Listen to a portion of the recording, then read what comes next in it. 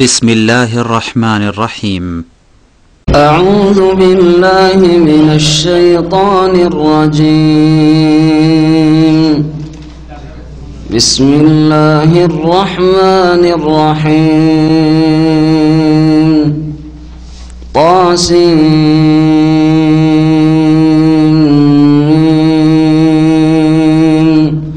تلك آيات الكتاب المبين. لعلك باخع نفسك ألا يكونوا مؤمنين إن نشأ ننزل عليهم من السماء آية فظلت أعناقهم لها خاضعين وما يأتيهم من ذكر من الرحمن محدث إلا كانوا عنه معرضين. فقد كذبوا فسيأتيهم أنباء ما كانوا به يستهزئون. أولم يروا إلى الأرض كم أنبتنا فيها من كل زوج كريم إن في ذلك لآية وما كان أكثرهم مؤمنين وإن ربك لهو العزيز الرحيم. وإذ نادى ربك موسى أن ائت القوم الظالمين قوم فرعون ألا يتقون. قال رب إني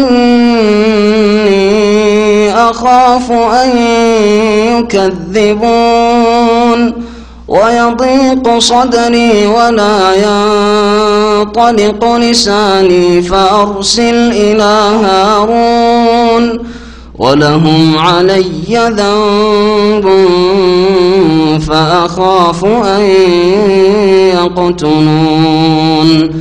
قال كلا فاذهبا بآياتنا إنا معكم مستمعون. فأتيا فرعون فقولا إنا رسول رب العالمين أن أرسل معنا بني إسرائيل. قال ألم نربك فينا وليدا ولبثت فينا من عمرك سنين وفعلت فعلتك التي فعلت وأنت من الكافرين. قال فعلتها إذا وأنا من الضالين. ففررت منكم لما خفتكم فوهب لي ربي حكما وجعلني من المرسلين. وتلك نعمة تمنها علي أن عبدت بني إسرائيل. قال فرعون وما رب العالمين. قال رب السماوات والأرض وما بينهما إن كنتم موقنين. قال لمن حوله ألا تستمعون. قال ربكم ورب آبائكم الأولين. قال إن رسولكم الذي أرسل إليكم لمجنون. قال رب المشرق والمغرب وما بينهما إن كنتم تعقلون. قال لئن اتخذت إلها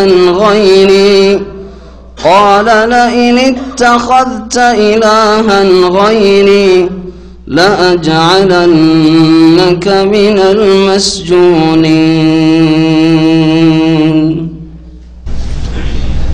السلام عليكم ورحمة الله وبركاته. إن الحمد لله نحمده ونستعينه ونستغفره ونعوذ بالله من شرور أنفسنا ومن سيئات أعمالنا.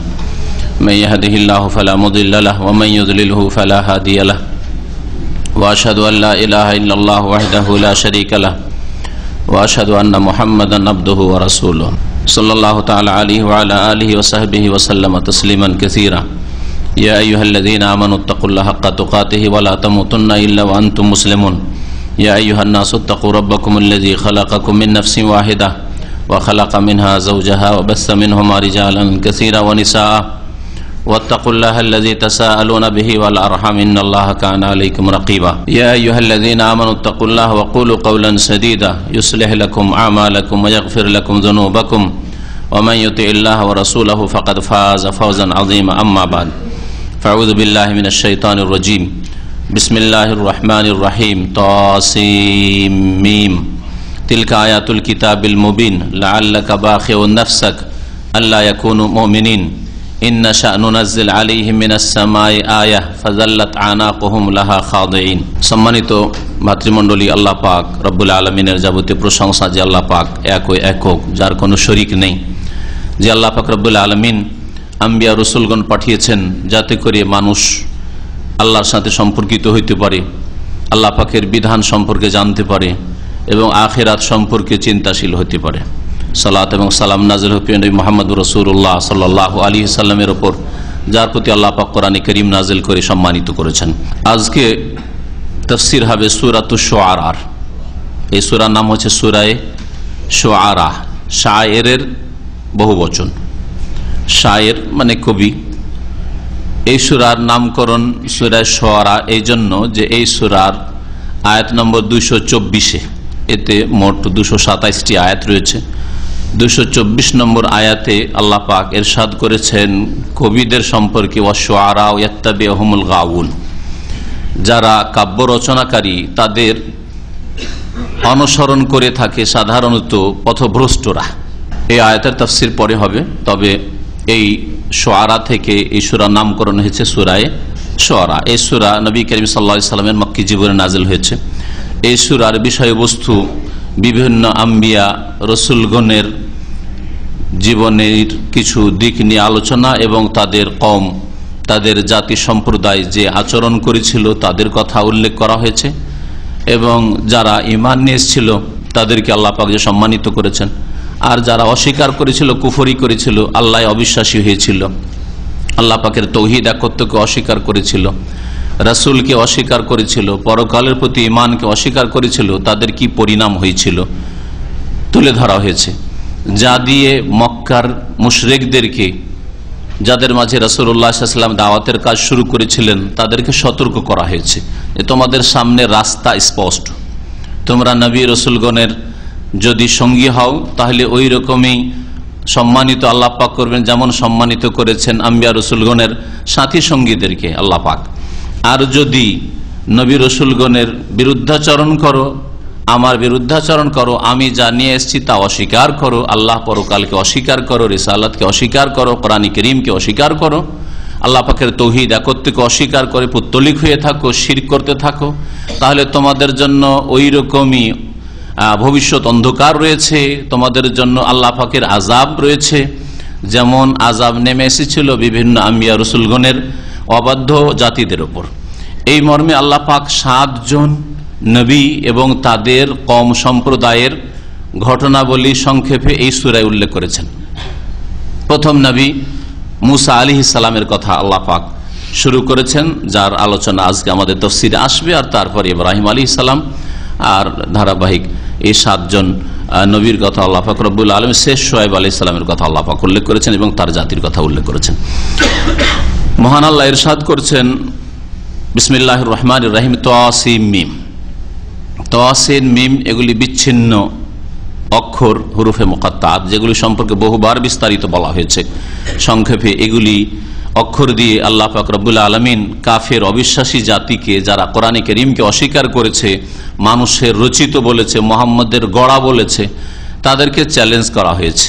যদি মুহাম্মদের তৈরি করা হয় সাল্লাল্লাহু আলাইহি সাল্লাম, তাহলে মুহাম্মদ সাল্লাল্লাহু আলাইহি সাল্লাম তো পড়াশোনা জানতেন না। তোমাদের মধ্যে পড়াশোনা শিক্ষিত বড় বড় কবিরা রয়েছে, তাদেরকে বলো আলিফ থেকে ইয়া পর্যন্ত অক্ষরগুলি তাদের কাছে রয়েছে, যেগুলির অতিরিক্ত কোনো অক্ষর কোরআনে কারীমে নেই।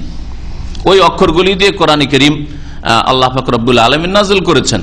তো ওই অক্ষরগুলি দিয়ে তোমরাও ওই রকম বাক্য তৈরি করো, আয়াত তৈরি করো, সূরা তৈরি করো, কোরআনে কারীম তৈরি করো। আল্লাহ পাক রব্বুল বিভিন্ন ভঙ্গিমায় কোরআনে কারীমে এই চ্যালেঞ্জগুলি করেছেন, সেই দিকে যেন ইঙ্গিত করা হয়েছে তসিন মিম দিয়ে। তিলকা আয়াতুল কিতাবিল মুবিন, এগুলি হচ্ছে সুস্পষ্ট কিতাবের আয়াত সমূহ। এগুলি হচ্ছে সুস্পষ্ট কিতাবের আয়াত। কিতাব হচ্ছে সুস্পষ্ট, যাতে অস্পষ্টতা নেই। আর এই কিতাবের আয়াত পড়ে শোনানো হচ্ছে তোমাদেরকে। নবী করিম সাল্লাল্লাহু আলাইহি সাল্লাম যখন মক্কাতুল মুকাররমায় দাওয়াত দিতেন কুরাইশদেরকে, নিজের বংশ থেকে শুরু করেছেন, নিকট আত্মীয় থেকে শুরু করেছেন, যেমন আল্লাহ পাক নির্দেশ দিয়েছেন। আর তারপরে খাস করে আম করে মক্কায় দাওয়াত দেওয়ার পরে তায়েফে গিয়েছেন।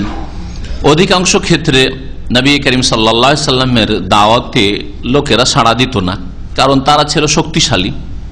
আর কোন জাতি শক্তিশালী হলে শয়তান তাদের মধ্যে অহংকার ঢুকিয়ে দেয়, যে তোর এই গরিবের কথা মানবি কেন, এই এতিমের কথা মানবি কেন, তোদের সামনেতে মানুষ হলো, কি জানে তোদের চাইতে বেশি, যদি কেউ নবী রসুল হইতো তো কোন নেতা ছিল না, এ কেন হবে, ইত্যাদি। এই রাস্তা দিয়ে শয়তান ঢুকে মানুষের মধ্যে, আর ওই রাস্তা দিয়ে কুরাইশদের মধ্যে, আরবদের মধ্যে শয়তান ঢুকে নবী করিম সাল্লাল্লাহু আলাইহি সাল্লামের প্রতি ঈমান নিয়ে আসতে বাধা সৃষ্টি করেছিল মক্কি জীবনে। ওই সময় নবী করিম সাল্লাল্লাহু আলাইহি সাল্লাম খুব মর্মাহত হতেন, খুব কষ্ট পেতেন যে লোকেরা শুনে না, অথচ তাদের আমি হিতাকাঙ্ক্ষী, তাদের দরদি, তাদের ব্যথায় ব্যথিত, তাদেরকে আল্লাহ পাকের দুনিয়া আখিরাতের আযাব থেকে আমি বাঁচাতে চাই। এদের তো আমি নেতৃত্ব চাই না, এদের কাছে ধন সম্পদও চাই না, দুনিয়ার কোনো লোভ লালসা রাখি না, কেন এরা বিশ্বাস করেন আল্লাহ পরকালে, বিশ্বাস করে আল্লাহর বাণীতে বিশ্বাস করেন, রেসালাতে বিশ্বাস করে না। এই সূরার বিষয়বস্তু হচ্ছে আল্লাহর প্রতি ঈমান, আল্লাহর তাওহীদ, আর রিসালাতের প্রতি ঈমান, রাসূলুল্লাহ সাল্লাল্লাহু আলাইহি ওয়াসাল্লামের প্রতি, কোরআন কারীমের প্রতি ঈমান, আর পরকালের প্রতি ঈমান। আর মক্কি জীবনের বিষয়বস্তু প্রায় এগুলি ছিল মৌলিক বিষয়বস্তু। এতে বড় কষ্ট পেতেন, অনেক সময় ভেঙে পড়তেন এই কষ্টে, মানসিক কষ্টে। আল্লাহ পাক রব্বুল আলামিন বিভিন্ন সূরার বিভিন্ন আয়াতে নবী সাল্লাল্লাহু আলাইহি ওয়াসাল্লামকে সান্ত্বনা দিয়েছেন।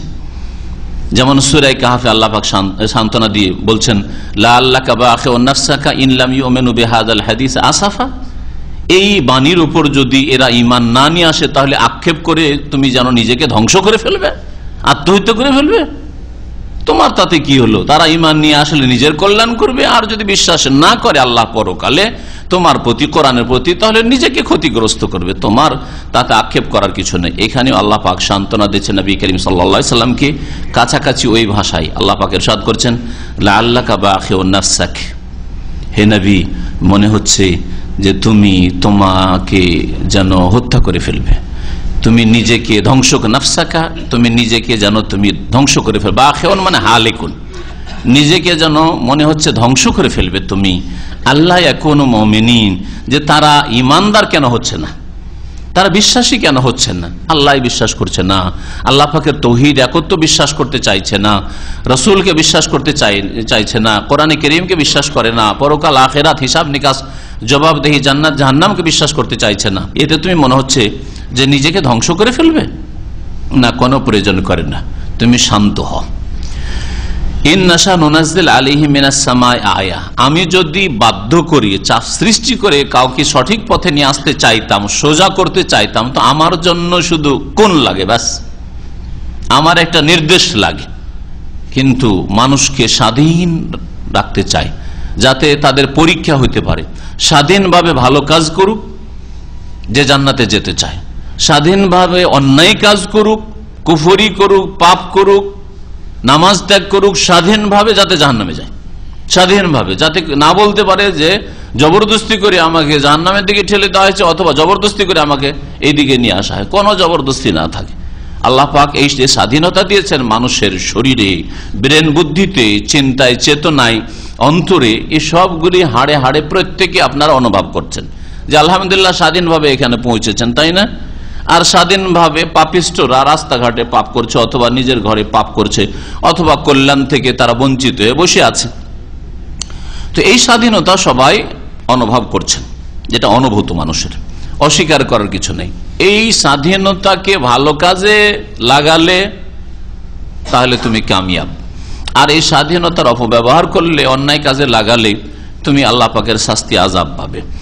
আল্লাহ পাক ইরশাদ করছেন, ইন্নাসা নুনাজ্জিল আলাইহিম মিনাস সামাই আয়া, আমরা যদি চাইতাম, মানে আমি চাইতাম। আল্লাহ পাক নিজেকে কখনো কখনো বহু বচন দিয়ে, বহু আয়াতে বহু বচন দিয়ে ব্যক্ত করেছেন। দুনিয়ার শাসকরা যখন করে, তো রব্বুল আলামিন যিনি দুনিয়া আখিরাতের মালিক, সবকিছুর মালিক, তিনি নিজের ক্ষেত্রে তিনি একক হলেও বহু বচন কোরআনে কারিমে বহু জায়গায় উল্লেখ করেছেন। এতে অনেকেই অনুবাদ পড়তে গিয়ে সংশয়ে পড়ে, যখন দেখে যে অনুবাদকারী বহু বচনকে বহু বচন দিয়ে অনুবাদ করেছে, মানে শাব্দিক অর্থকে লক্ষ্য রাখতে গেছে। যেন সাধারণত আমি তর্জমা তফসির করতে গিয়ে বহু বচন শব্দ জমা হইলেও এক বচন দিয়ে তর্জমা করি, যাতে করে লোকেরা সংশয় না পড়ে। আর মাঝে মধ্যে তফসির করতে গিয়ে বলে দিই যে আজকাল যে কোনো দেশের শাসকরা টিভিতে যখন বক্তব্য রাখে, রেডিওতে বক্তব্য রাখে, আমরা এই করতে চাইছি, অথবা নিজে করতে চাই, একা করতে চাইছে, তাই না? আমরা এই করতে চাইছি, আমরা এই হুকুম করছি, আমরা এই অমুককে এই করছি, হ্যাঁ, কাউকে বরখাস্ত করা, কাউকে উপরে উঠানো আমরা করছি বলে, অথচ একজনে করে। তো দুনিয়ার শাসক, এই সীমিত সামান্য ক্ষমতার শাসক যদি বহুবচন ব্যবহার করে, যেটা সম্মানার্থে ব্যবহার হয়ে থাকে, তাহলে রব্বুল আলামিন তার জন্য বেশি হক রাখেন। আল্লাহ পাক ইরশাদ করেন, ইন্নাশা নুনাজ্জিল আলাইহিম মিনাস সামা, আমি যদি চাইতাম তাহলে তাদের উপর আকাশ থেকে এমন কোন নিদর্শন নামিয়ে দিতাম, নিদর্শন নাযিল করতাম। ফাজাল্লাত আনাকুহুম লাহা খাযিন, যে নিদর্শনকে দেখে জেনে তাদের কাঁধ নত হয়ে যেত, তাদের ঘাড় নত হয়ে যেত। কিরকম নিদর্শন? এমন কিছু আল্লাহ পাক পাঠিয়ে দিতেন যাতে মানা ছাড়া কোনো উপায় ছিল না, আল্লাহ ইচ্ছা করলে করতে পারতেন। যেমন তাওরাত স্বেচ্ছায় তারা গ্রহণ করলো, বনি ইসরাইলরা, আর তারপরে তাওরাতের বিধান মানতে তারা গড়িমসি করা শুরু করলো। তোমাদের মানবে না, মানবে না, আল্লাহ পাক পাহাড় উঠিয়ে ধরলেন, নিয়েছো তোমরা স্বেচ্ছায়, কিন্তু তোমাদের যেন নবী পাঠিয়েছি, তাওরাতে নাযিল করেছি, নেবে না, নেবে না, পাহাড় উঠিয়ে ধরা হলো, তাই না? তো আল্লাহ পাক রব্বুল আলামিন ধরেন এইটাই যদি আল্লাহ করতেন, মক্কার কাফেরদের উপর পাহাড় একটা উঠিয়ে মেঘমালার মতো করে মাথার উপর, বাড়ি ঘরের উপরে উঠিয়ে ধরতেন, আর বলতেন যে মানবে না, মানবে না মোহাম্মদ সাল্লাল্লাহু আলাইহি সাল্লামকে, মানো তো মানো, না হলে দিলাম, মানতো না, মানতো না। আল্লাহ আকাশ থেকে যদি এরকম কোন একটা নিদর্শন, অলৌকিক কিছু যদি পাঠিয়ে দিতেন, তাহলে তাদের ঘাড় নত হয়ে যেত, সোজা হয়ে তারা মানত। কিন্তু আল্লাহ পাক বাধ্য করে মানাতে চান না, স্বাধীন ছেড়ে দিয়েছেন। আর এই স্বাধীন লোকদের মধ্য থেকে বহু জালেম মাশাআল্লাহ ইসলাম গ্রহণ করেছে। ওমর রাদিয়াল্লাহু তাআলা ইসলামে আসলে, আবু জাহাল ওই ওমরেরই সাথী সঙ্গী ইসলাম কবুল করলো, স্বাধীনভাবে কুফরি করলো, স্বাধীনভাবে ঈমান নিয়ে আসলো। আমি চাই মানুষকে স্বাধীন ছেড়ে দিতে, যাতে করে তাদের পরীক্ষা নেওয়া সম্ভব হয়।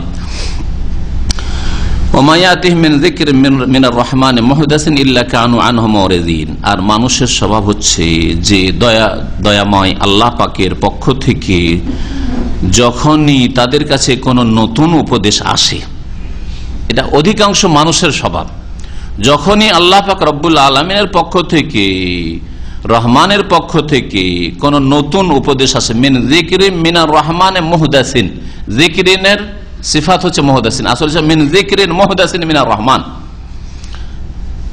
করুণাময় আল্লাহ পাকের পক্ষ থেকে যখন নতুন কোন আদেশ নিষেধ আসে, উপদেশ আসে, দিনের বিধিবিধান আসে, তখন অধিকাংশ মানুষের বদস্বভাব কি, ইল্লা কানু আনহু মুরিজিন, তা থেকে তারা বিমুখ হয়ে পড়ে, মুখ ফিরিয়ে নেয়, মানতে রাজি হয়। আর সত্য গ্রহণে, এই সত্যকে গ্রহণ করতে বিভিন্ন বাধা, তার মধ্যে একটি বাধা হচ্ছে অহংকার, আর একটি বাধা হচ্ছে অজ্ঞতা, আর একটি বাধা হচ্ছে গোড়ামি, বিভিন্ন বাধা রয়েছে। এই বাধাগুলি যে কোনো সমাজে হক কথা সত্য কথা বললে মানতে রাজি হয় না। দেখবেন যে এই রোগগুলির কোনো রোগ আছে, দুনিয়ার গরজ, স্বার্থে আঘাত লাগবে ইত্যাদি।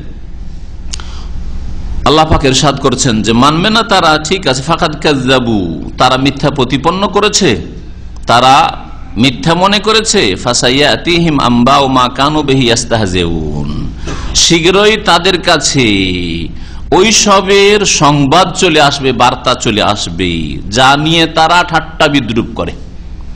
মুহাম্মদ রাসূলুল্লাহ সাল্লাল্লাহু আলাইহি ওয়াসাল্লামকে নিয়ে, কোরআনকে নিয়ে ঠাট্টা মজাক করে, এর বার্তা মানে এর শাস্তি, এর কুপরিণতি শীঘ্রই তাদের কাছে এসে পড়বে।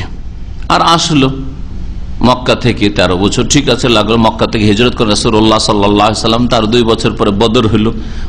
বদরে তাদের কাছে এক বার্তা চলে এসেছে, ইয়াউমুল ফুরকান, হক বাতিলের মাঝে আল্লাহ পাক ফয়সালা করে দিলেন। তারপরে মক্কা বিজয়। আওয়ালাম ইয়ারাউ ইলাল আরদ, তারপরে আল্লাহ পাক রব্বুল আলামিন তার রুবুবিয়তের কথা বলছেন, তৌহিদের রুবুবিয়ত। আল্লাহ পাক রব্বুল আলামিনের সৃষ্টির ক্ষেত্রে, সৃষ্টি করার ক্ষেত্রে, আল্লাহ পাকের কাজের ক্ষেত্রে যে আল্লাহ একক এবং আল্লাহ পাক রব্বুল আলামিনের সৃষ্টিতে কোনো শরিক নেই, আল্লাহ পাকের কাজে কোনো শরিক নেই, এই মর্মে আল্লাহ পাক ইরশাদ করেছেন আওয়ালাম ইয়ারাউ, মানব জাতি কি চিন্তা করে দেখে না, ইলাল আরদে, পৃথিবীর দিকে, চিন্তার দৃষ্টিতে দেখে না। আওয়ালাম ইয়ারাউ ইলাল আরদে, পৃথিবীর দিকে, ভূমির দিকে তারা কি লক্ষ্য করে দেখে না। কাম আম্বাতনা ফিহা মিন কুল্লি যাওজিন কারীম, যে কত রকমের আমি এতে উত্তম উদ্ভিদ উদ্গত করেছি। আম্বাতনা, আমি উদ্গত করেছি, এটা হচ্ছে কাম খাবরিয়া, কত রকমের মানে অনেক রকমের, বহু রকমের আমি উদ্ভিদ উদ্গত করেছি। মিন কুল্লি যাওজিন কারীম, যাওজ মানে হচ্ছে প্রকার, যাওজের একটি অর্থ হয় প্রকার, তাহলে মিন কুল্লি যাওজিন মানে মিন কুল্লি সিনফিন কারীম, উত্তম বা উৎকৃষ্ট রকমের, উৎকৃষ্ট সমস্ত রকমের আমি উদ্ভিদ উদ্গত করেছি। এই জমি থেকে, এই মাটি থেকে ফেটে উঠছে বিভিন্ন রকমের গাছপালা, কত রকমের গাছপালা, কাম আম্বাতনা, কত রকমের গাছপালা পৃথিবীতে রয়েছে, এটা কি চিন্তা করে দেখো না। আর কেউ কেউ যাওজ মানে জোড়ার অর্থ করেছে, যেটা প্রসিদ্ধ অর্থ, যাওজ মানে জোড়া হয়, এই জন্য স্বামী স্ত্রীকে, স্বামীকে যাওজ, স্ত্রীকে যাওজা বলা হয়। তারপর দাম্পত্য জীবনকে ওয়াখালাকনাকুম আজওয়াজা, তোমাদেরকে জোড়া জোড়া সৃষ্টি করেছে আল্লাহ পাক বলেছেন। তো এইরকম অর্থ করলে তাহলে তখন ওই তাফসীর হবে যে আল্লাহ পাক রব্বুল আলামিন যে সব উদ্ভিদ উদ্গত করে সেগুলিও জোড়া জোড়া করেছেন, হ্যাঁ, তাতেও নর এবং নারী রয়েছে, কোন গাছে ফল হচ্ছে, কোন গাছে ফল হয় না। অথবা এটা দিয়ে নর নারী বোঝানো হয়নি, এটা দিয়ে বোঝা হয়েছে যে কোনটা স্বাদ মিষ্টি তো কোনটা হচ্ছে তিতা, কোনটা ভালো তো কোনটা খারাপ লাগে। ইন্না ফি যালিকা লায়াহ, নিশ্চয় এতে আল্লাহ পাককে চেনার জন্য নিদর্শন রয়েছে, চেনার উপায় রয়েছে। ওমা কান আকসারুহুম মুমিনিন, কিন্তু অধিকাংশ তাদের ঈমান নিয়ে আসে না, বিশ্বাস করেন না। এইসব তো তোমাদের দেবদেবী করেনি, এসব তো তোমাদের জিলানী চিশতি আর গৌস কুতুবে করেনি, এসব তো আল্লাহ পাক করেছেন। তো এক আল্লাহর প্রতি ঈমান নিয়ে আসো, যে আল্লাহ পাক রব্বুল আলামিন গাছপালা আর যা কিছু সৃষ্টি আল্লাহ পাক সব করেছেন, সেই আল্লাহ পাক তোমাকে দিতে পারে, সেই আল্লাহকে বাদ দিয়ে আবার অন্যের কাছে কেন ধর্ণা দাও। এতে আল্লাহকে চেনার, আল্লাহ তৌহিদকে জানার উপায় রয়েছে। ওয়াইন্না রাব্বাকা লাহুয়াল আজিজুর রহিম, আর হে নবী নিঃসন্দেহে তোমার প্রতিপালক হচ্ছেন মহাপরাক্রান্ত আজিজ, যাকে কেউ পরাজিত করতে পারে না, হারাতে পারে না, যার হাত ছাড়া কেউ হতে পারে না, পালিয়ে যেতে পারে না, যার শাস্তি থেকে, যার কুদরতের বাইরে কেউ যেতে পারে না, মহাপরাক্রান্ত। আর রাহিম, আর তিনি বড় দয়াবান, মুমিনের জন্য বড় দয়াবান। আর যে মনে করবে যে আমি পাপ করে, বিরুদ্ধাচরণ করে, অন্যায় করে চলে যাব, আমাকে ধরার কেউ নেই, দুনিয়ার কোনো শক্তি নাই যে আমার কেউ খোঁজ খবর নিতে পারে আর আমার কেউ প্রতিশোধ নিতে পারে, তাকে জেনে রাখা উচিত যে আল্লাহ পাক আজিজ, যিনি মহাপরাক্রান্ত, যার কুদরতের বাইরে, ক্ষমতার বাইরে যেতে পারো না। এরপরে আল্লাহ পাক রব্বুল আলামিন মুসা আলাইহিস সালামের ঘটনা শুরু করেছেন। এখানে আল্লাহ পাক শুরু করেছেন কোনখান থেকে, আয়াতে দেখুন, মহান আল্লাহ ইরশাদ করেছেন ওয়াইদ নাদা রব্বুকা মুসা আনি ইতিল কওমাজ জালিমিন, স্মরণ করো যখন তোমার প্রতিপালক, হে নবী মুহাম্মদ সাল্লাল্লাহু আলাইহি ওয়াসাল্লামকে আল্লাহ পাক সম্বোধন করে বলছেন যে তোমার প্রতিপালক আল্লাহ পাক রব্বুল আলামিন যখন ডাক দিলেন মুসা আলাইহিস সালামকে, কি বলে ডাকলেন?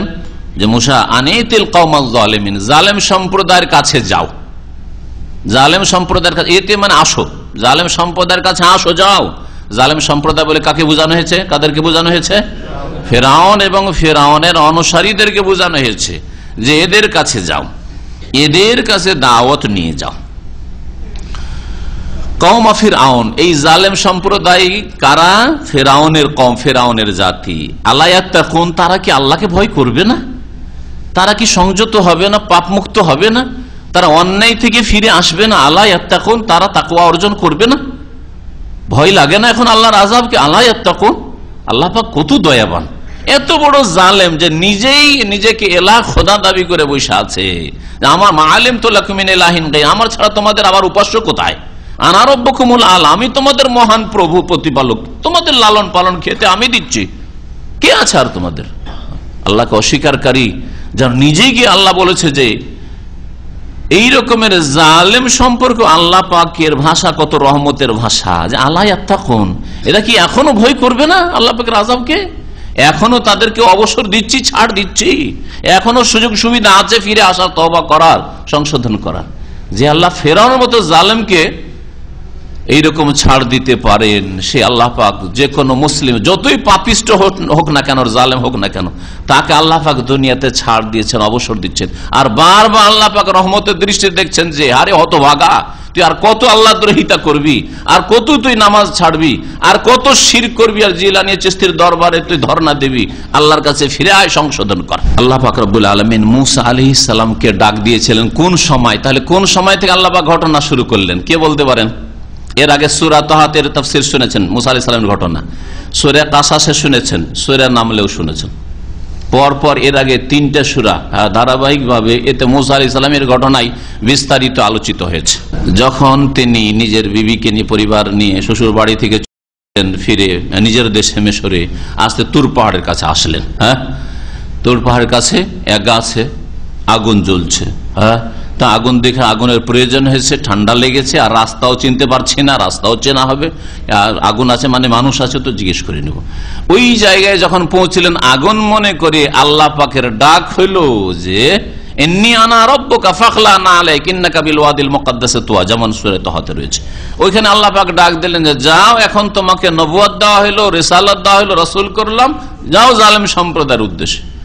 আল্লাহ, যার ভয়ে পালিয়েছিলাম আর 10 বছর অন্য দেশে কাটিয়ে ভয়ে ভয়ে ফিরছি দেশে, কি করব না করব, ওর কাছে আল্লাহ বলছে যাও। কত বড় গুরু দায়িত্ব চিন্তা করেন আপনি, আর কত মারাত্মক বিষয়, কি সাধারণ বিষয়।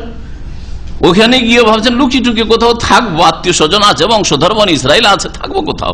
আল্লাহ পাক রব্বুল আলামিনের সামনে দরখাস্ত করলেন মুসা আলাইহিস সালাম, কালা রব্বি ইন্নী আখাফু আন ইউকাযযিবুন, হে প্রতিপালক আমাকে ভয় লাগছে, আন ইউকাযযিবুন, যাই জানের ভয় নাই, এত দুর্বল ইমানের মানুষ নবী রাসূলগণ হন না। ইন্নী আখাফু আন ইউকাযযিবুন, আমাকে ভয় লাগছে যে এরা আমাকে মিথ্যা মনে করে, মিথ্যাবাদী বলবে, যে তুই তো অন্যায় করে গেছিস, তুই পালিয়েছিলি কি জন্য, আর তুই এসেছিস আজকে নবী হয়ে, রসুল হয়ে, আমাকে মিথ্যা মনে করবি। ওয়ায়াযীকু সাদরি, আর এত বড় জালেম শাসকের সামনে, এই তাগুতের সামনে যেতে আমার বক্ষ যেন সংকুচিত হয়ে আসছে, সংকুচিত হয়ে আসছে। বড়দের সামনে কথা বলেছেন কেউ? বড়দের সামনে কথা বলেছেন? বসের সামনে কথা বলতে গিয়ে মুখ শুকিয়ে আসে, কথা বলতে গিয়ে ভাষা তোতলা হয়ে যায়, জড়তা চলে আসে, কথা বলতে গিয়ে একবার যেন কথাটা যেন প্রকাশ করছে, প্রথম খুব সাজিয়ে রেখেছেন এইভাবে বলবো, আমি এইভাবে এত সুন্দর করে বলবো, কিন্তু কথা সব গড়বড়িয়ে গেছে, কোন রকম করে পেশ করেছেন, হয় না, হয় না, কেন? ওয়ায়াযীকু সাদরি, ভিতর থেকে যেন সংকুচিত আসছে ভয়। ওয়ালা ইয়ানতালিকু লিসানি, আল্লাহ আমার জবান চলছে না, আমার জবান ভাষা অচল হয়ে যাচ্ছে, তার সামনে যেতে, তার সামনে কথা বলতে সাহসী হয় না আমাকে। ওয়ালা ইয়ানতালিকু লিসানি কেন বললেন? তার সম্পর্কে বলা হয়েছে যে বাল্যকালে মুখে দিয়েছেন আঙ্গার, যেমন তাফসীরকাররা বলেছেন, যাতে জিহ্বা একটু পুড়ে গিয়ে জবানে জড়তা চলে এসেছিল, তোতলা হয়ে গেছিলেন। এটা একটা কারণ বলা হয়েছে যে যখন আমার ভাষা ক্লিয়ার নয়, তাহলে আমার ভাষাই তো অচল, কি করে আমি তাকে বুঝাবো আর বলবো, স্পষ্ট করে না বলতে পারলে এমনি তো শুনতে চাইবে না। আর কেউ কেউ বলেছেন না, এটা নয় আসলে, ওয়ালা ইয়ানতালিকু লিসানি মানে তিনি বাকপটু ছিলেন না। আর সৃষ্টিগত ভাবে কেউ বেশি বাকপটু থাকে আর কেউ বাকপটু থাকে না। একই মায়ের পেটের 2 ভাই, একজন বাকপটু, বুঝে কম বলতে পারে বেশি, আর একজন বুঝে বেশি বলতেই পারেন না, তাই না? আছে আমাদের দেশে বেশ কিছু আলেম আছে যারা জুমার খুতবাও পড়াইতে পারে না, অথচ বুখারী পড়ে, বড় বড় আলেম তারা। হ্যাঁ, একদিন এক আলেম খুতবায় উঠেছে, মারা গেছে রাহিমাহুল্লাহ, বড় আলেম, 30 বছর ধরে বুখারী পড়ান তার আগে। আর খুতবাতে দেখছে কোনো ছাত্র আসে না, ছাত্রদের আশা করি গ্রামের কোনো ছাত্ররা আসবে, সে খুতবাটা পড়াবে, বসে থাকবে। জুমার খুতবা যেহেতু বাংলাতে ওই আহলে হাদিসরা পড়ায়, আর ওইটা এইটাই সুন্নাত যে যেই ভাষার মানুষ সেই ভাষায় খুতবা হইতে হবে। খুতবাতে উঠে ইন্নাল হামদুলিল্লাহ নাহমাদু ওয়া নাস্তাইন করার পরে আর কিছু বলতে পারছেন না, কিছু বলতে পারছেন। তার মধ্যে দেখছি যে একটা ছাত্র পরে চলেছে, ও ছাত্র চালাই করেছে যে আজকে ওস্তাদকে উঠাবো তো ছাড়বো, এই জন্য চালাই করে পরে আসছে। আসার খুতবাটা পড়া পরে বলছে, বাবারে আমার দ্বারা হইল না, নেমে গেলেন। বাস্তব ঘটনা, আজকে থেকে 25-30, আমরা যখন ছোট ছাত্র তখনকার ঘটনা এটা, আমার দ্বারা হইল না। তুই আল্লাহ পাকের নিয়ামত, বড় বড় আলেমকে হয়তো আল্লাহ পাক বাক শক্তি দেননি, আবার অল্পই বিদ্যা আছে, কিন্তু আল্লাহ পাক বাকপটু করেছেন। তো ওয়ালায়ান্তালিকুল লিসানি মানে আল্লাহ, আমার তো ওই বাক শক্তি ওই রকম না, জোরালো না যে এই জালেমের সামনে গিয়ে আমার সাহসের সাথে কথা বলবো, এরকম সাহস নেই আমার। ফারসিল ইলা হারুন, সুতরাং আল্লাহ তুমি পয়গাম পাঠাও হারুন, আমার ভাই হারুনের কাছে। তুমি জিবরাইলকে পাঠাও, তার কাছে ওহী করো, যাতে সেও নবী হয়ে যায়। সবচেয়ে বড় দরদি, এর আগে বলেছিলাম তাফসীর করে, সবচেয়ে বড় মানব জাতির ইতিহাসে ভাই ভাইয়ের জন্য যে দরদি হবে, সবচেয়ে বড় দরদি ছিলেন মুসা আলাইহিস সালাম নিজ ভাইয়ের জন্য। এত দরদি সাধারণত ভাই হয় না। হ্যাঁ, ভাই একটু আগে বেড়ে গেলে হিংসা শুরু হয়ে যায়। একমাত্র বাপ মা হিংসা করে না, ছেলে মেয়ে যতই বেড়ে যাক কখনো মনে এই কথা আসে না যে এত কেন বাড়ে আমার ছেলেরা, আসবে? কখন আসবে না। তারপরে বাপ মায়ের হকটা বুঝতে পারলেন না যে কত বড় হক বাপ মায়ের আল্লাহ পাকের পরে। ওয়ালাহুম আলাইহা যামবুন, তারপরে উপরন্তু আল্লাহ ওয়ালাহুম আলাইহা যামবুন, আর তাদের আমার বিরুদ্ধে অভিযোগ রয়েছে। যামবুন মানে হয় পাপ বা গুনাহ, ভুল, কিন্তু যামবুন মানে এখানে অভিযোগ। ওয়ালাহুম তাদের, আলাইহি আমার বিরুদ্ধে, আলা বিরুদ্ধের জন্য আসে, যামবুন অভিযোগ রয়েছে। যার কাছে পাঠাচ্ছেন, যাদের কাছে পাঠাচ্ছেন, ওদের তো আমার বিরুদ্ধে অভিযোগ আছে যে আমি খুনের আসামি, আমার দ্বারা 1 লোক খুন হয়েছে কিপ্তি। আমার মনে হচ্ছে কথা আর কি বলতে দিবে, আর নবুয়তের রিসালাতের কথা পয়গাম বা কি পৌঁছাবো, আমার আশঙ্কা লাগছে আমাকে তারা হত্যা করে ফেলবে। কালা, আল্লাহ পাক বলেন, কাল্লাহ, কোশ্চিন কালেও না, এটা হবে না, তোমাকে হত্যাও করতে পারবে না, তুমি যাও। ফাযহাবা বিআয়াতিনা, তোমরা 2 ভাই যাও। হারুনকে আল্লাহ নবী বানিয়ে দিলেন, দ্বিবচন, 2 জনকে যেতে বললেন। বিআয়াতিনা, আমার নিদর্শন সমূহ নিয়ে যাও। ইন্না মাকুম মুস্তামিউন, নিঃসন্দেহে আমি তোমাদের সাথে শুনছি। তোমরা যা বলবে ফেরাউনকে, এবং ফেরাউন তোমাদেরকে যা উত্তর দেবে সবকিছু আমি শুনছি, শুনবো, সুতরাং ভয় করি। ইন্না মাকুম, নিশ্চয় আমি তোমাদের সাথে আছি। মুস্তামিউন, আল্লাহ পাক ওয়াদা করছেন। সূরা তাহাতে রয়েছে, ইন্নানি মাকুমা আসমাউ ওয়া আরা, নিঃসন্দেহে আমি আল্লাহ তোমাদের 2 ভাইয়ের সাথে আছি। আসমাউ ওয়া আরা, শুনছি আর দেখছি, শুনবো আর দেখবো যে কি বলছো তোমরা আর কি উত্তর পাচ্ছ, সুতরাং ভয় করি না। যেখানে আল্লাহ তোমাদের সাথে, এই কথা মুসা আলাইহিস সালামের ইয়াকিন হয়েছে এক কথায়, আল্লাহ পাকের কথায়, যার ফলে যখন সামনে সমুদ্র আসছে ঘটনা, তাই না, আর এর আগে শুনেছ না, আর পিছনে হাজার হাজার সেনাবাহিনী নিয়ে ফেরাউন হাজির, যখন জাতির লোকেরা বললো ধরে নেবে তো, তখন কি বলেছিলেন? আল্লাহ হইতেই পারেন না, আল্লাহ তো বলেছেন যে আল্লাহ আমাদের সাথে আছেন, আল্লাহ আমাদের সাথে আছেন, কি করে আল্লাহ ছেড়ে দেবেন এভাবে ডুবতে অথবা ধ্বংস হতে ছেড়ে দেবেন। এই যে মুসা আলাইহিস সালামের ভুল ছিল, এগুলি একটু একটু করে বুঝে যান। ভুলটা ইচ্ছা করে খুন করেছিলেন উনি, তাহলে এটা অনিচ্ছাকৃত কাতলে খাতা, ভুলবশত হত্যা হয়েছিল। যেমন একটা লোক গাড়ি চালাচ্ছে আর হঠাৎ করে সামনে একটা লোক পড়ে গেল, ব্রেক করতে করতে গিয়ে অ্যাক্সিডেন্ট হয়ে লোকটা মারা গেল। ইচ্ছা করে খুন করেছে? ইচ্ছা করে খুন করেছে? ইচ্ছা করে খুন করেনি। ইচ্ছাকৃত খুনকারীকে খুনের বদলে খুন করা যাবে, হত্যা করা যাবে, আল্লাহ পাক ফরজ করেছে, তাই না? কিসাস, এটা হচ্ছে দ্বীন ইসলামের বিধান, এটা হচ্ছে সুবিচার, এটা হচ্ছে ন্যায্য বিচার। এটা যদি ফেরাউন করতো তা আপত্তি ছিল না, কথা বলছেন না? এটা যদি আমাদের দেশের মানুষরা করতো তো আল্লাহর রহমত নাযিল হইতো, দেশের শাসকরা করতো তো আল্লাহর রহমত নাযিল হইতো দেশে। কিন্তু আল্লাহ পাকের গজব এই জন্য যে খুনিদেরকে ইচ্ছা করে খুন করে অসংখ্য মানুষ, তাদের খুনের বদলে খুন করা হয় না। কুতিবা আলাইকুমুল কিসাস, অথচ আল্লাহ পাক ফরজ করেছেন তোমাদের উপর কিসাস ফরজ করা হয়েছে। খুনের বদলে ইচ্ছা করে খুন করলে খুন করা ফরজ করা হয়েছে।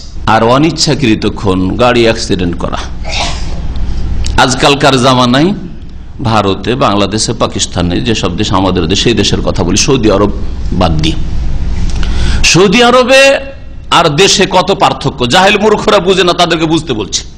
সৌদি আরবে আল্লাহ না করে কারো দ্বারা যদি একটা মানুষ অ্যাক্সিডেন্ট হয়ে যায়, মারা যায়, গাড়িতে ধাক্কা খেয়ে মারা গেছে, আপনি সেখানে গাড়ি থামিয়ে দেন, এটা সবচেয়ে কল্যাণকর আপনার জন্য, তাই না?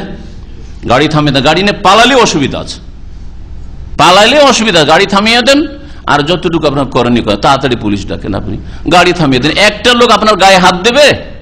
সৌদি আরবে গায়ে হাত দেবে? গাল দেবে? হ্যাঁ, কোন খারাপ ভাষায় গাল দেবে? যে কমিনার লোক, তুমি একটা মানুষকে খুন করে দিলে, বলবে? কেউ বলবে না। আর আমাদের দেশে যদি কোন গাড়ি চালক দিয়ে একটা দুর্ঘটনায় অনিচ্ছাকৃত হত্যা হয়ে যায় আর সেখানে থেমে যায়, তো নিশ্চিত বাঁচবে না, ওর গাড়িও বাঁচবে না, ও বাঁচবে না। একবার আমি সফর করছিলাম, কয়েকজন আলেম, আমরা এয়ারপোর্টে যাচ্ছি, আর সেই সময় একটা বকরির বাচ্চা পড়েছে গাড়ির তলায়। সেখানকার এলাকার লোকেরাও সাথে ছিল, তারা বলল যে থামা যাবে না, বাচ্চা বকরির পয়সা দেওয়া কোনো ব্যাপার না, কিন্তু থামা যাবে না, যদি থামেন তো যান বাঁচবে না, মান ইজ্জত বাঁচবে না। এটা 18-20 বছর আগের ঘটনা, এখানে আসার আগের ঘটনা। চিন্তা করেন তাহলে দেশে কি অবস্থা। একটা বকরি মারা গেছে, হইতে পারে এইরকম, ঠিক আছে, 500 টাকা, 1000 টাকা, 5000 টাকা নিয়ে না, কিন্তু জান বাঁচা, মান বাঁচানো বড় মুশকিল। কত বড় জুলম অত্যাচার। তাহলে এই একটা লোক অনিচ্ছাকৃত, তার দ্বারা অ্যাক্সিডেন্ট, একটা লোক মারা গেল, লোকটা যদি থেমে দেয় তো তার জান বাঁচবে না, গণপিটুনিতে পাইকারি লাখ জুতা খেয়ে মরে যাবে। অথচ আল্লাহ পাক ও তার রক্তকে হালাল করেনি, তার দ্বারা ভুলবশত খুন হয়ে গেছে, সে রক্তপণ দিয়ে দেবে। একটা লোককে অনিচ্ছাকৃত মারলে তার জন্য 100 উট, 100 উটের মূল্য সেটা দিতে হবে। এটা হচ্ছে দ্বীন ইসলাম, এতে রয়েছে শান্তি, মান ইজ্জত কারো নষ্ট হলো না, সে ইচ্ছা করে মারেনি, ঠিক না? আর আমাদের দেশে যেটা রয়েছে সেটা হচ্ছে ফেরাউনি নীতি। ফেরাউন মুসা আলাইহিস সালামকে মারতে চাচ্ছে, মুসা আলাইহিস সালাম তো ইচ্ছা করে খুন করেন, একটা ঘুষি দিয়েছিল। একটা ঘুষিতে তো মানুষ মরে না, একটা ঘুষিতে একটু ধাক্কা লাগতে পারে, একটু কষ্ট হইতে পারে, কিন্তু কোনদিন সাধারণত মারা যায় না। লোকটি মারা গেছে, তাই এটা কাতলে খাতা, এতে রক্ত পৌঁছাইতে পারে, কিন্তু ধরো একে, কোথায় আছে মুসাকে ধরো। জান বাঁচাবার জন্য তিনি পালিয়েছেন, তাহলে এইরকম পালানো জায়েজ আছে। আর একটা মাসলাই এই আয়াত থেকে জানতে পারলেন, এইরকম জালেম সরকারের জুলম অত্যাচার থেকে বাঁচার জন্য পালায়ন করা কোরআনের নির্দেশ। মুসা আলাইহিস সালাম পালায়ন করেছে, কারণ মুসা আলাইহিস সালাম হত্যার যোগ্য না, তিনি ইচ্ছা করে মারেননি যে তাকে হত্যা করা যাবে। আর জানছেন এই জালেম আমাকে হত্যা করে দিবে, বুঝবে না যে আমার দ্বারা এটা একটা ঘুষিতে মরেছে, ভুলবশত মরুক, আর ইচ্ছা করবো না, আমাকে মারবে, সুতরাং পালাইতে হবে। তাহলে এইরকম যদি কারো পরিস্থিতি হয় যে আমি এইরকম অপরাধী নই, আসামি নই, তারপর আমাকে আসামি বানানো হয়েছে, তাহলে আপনি পালাতে পারেন। কিন্তু আপনি চোর, আপনি ডাকাত, আপনি খুনি, তাহলে আপনার জন্য পালানো জায়েজ নাই। ইচ্ছা করে খুন করেছেন আর পালিয়ে যাবেন, পালানো জায়েজ নাই। তাহলে আপনাকে সরকারের হাতে গিয়ে নিজেকে ন্যস্ত করে দিতে হবে, ধরা নিজে থেকে দিতে হবে যে আমি খুন করেছি, সুতরাং আল্লাহর বিচার যা হয় আমার ওপর আপনি বাস্তবায়ন করেন, আপনারা বাস্তবায়ন করেন। তাহলে এই যে একজন মানুষ